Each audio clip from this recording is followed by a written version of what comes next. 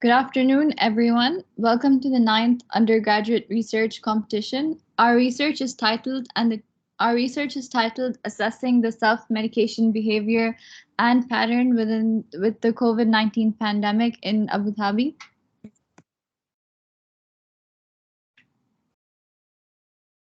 Our team members include myself, Nimra, Amira, Khatija, Muhammad Bakhit, and our supervisor is Dr. Riham.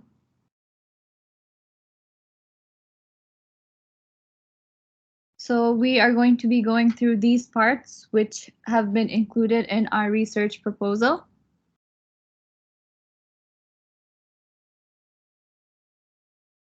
In our abstract, we summarize majority of the parts like the background of the whole study, the methods used in the study, relevance of the study, and finally the results and our conclusion based on the findings that we are going to obtain.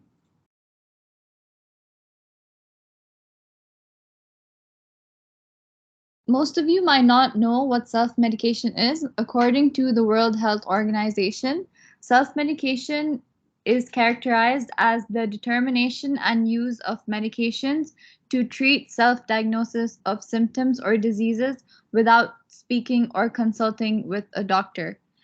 And with the COVID-19 situation, very few examinations showed an expansion in the public pursuit of interest in self-medication on prescription interests around the globe. So the question that our research is going to try to answer is how the COVID-19 pandemic affected the rates of self-medication among the ADU community.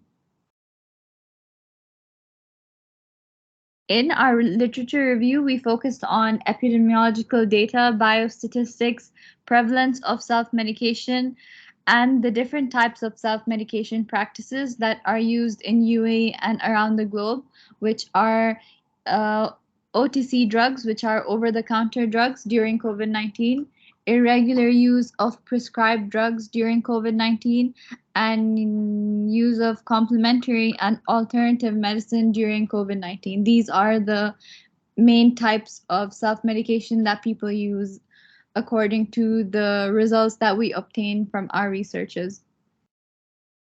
Now I'll be passing it on to my colleague Amira to continue. Hello everyone, this is Amira. So our main aim from this research is to determine the self-medication behavior and pattern during the COVID-19 situation among EDU community and specialty.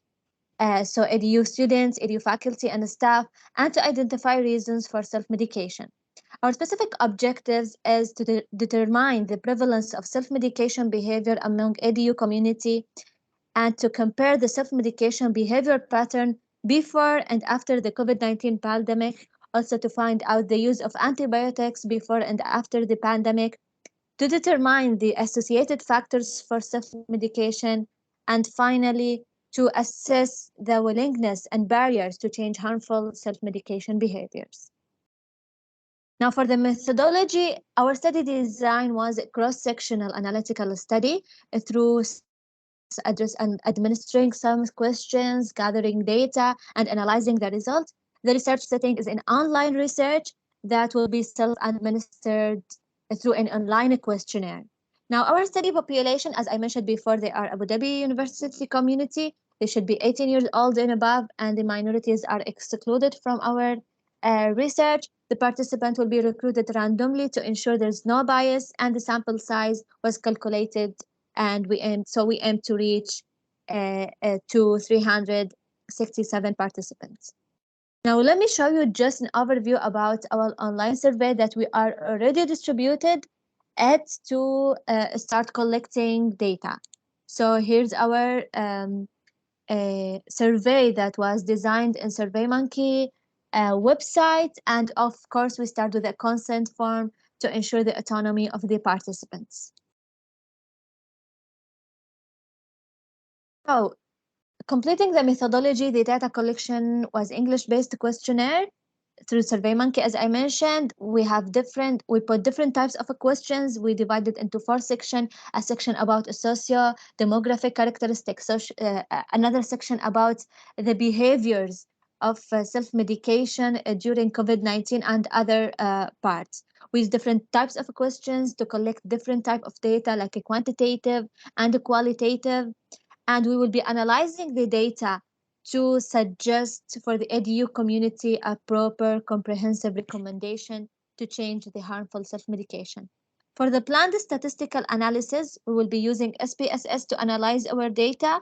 We will use some descriptive measures like mean and standard deviation or the percentages and the frequency, and our p-value will be less than 0.05 to be classified as statistically significant. Finally, to ensure that we are ethically making the research, ethical consideration we take it is the IRB approval from our university, informed consent as I showed you, the voluntary participation of the participants. We will ensure them the confidentiality and anonymity. And finally, every member of our team gets a city certification, which is the collaborative institutional training initiative, especially in social and behavioral research program. The significance from Harle study is to shed the light on the occurrence and the trend of self-medication at Abu Dhabi University and how the misuse of OTC medication and the self-medication drugs. So we can then suggest how to suggest the right use of self-medication and promoting behavioral change.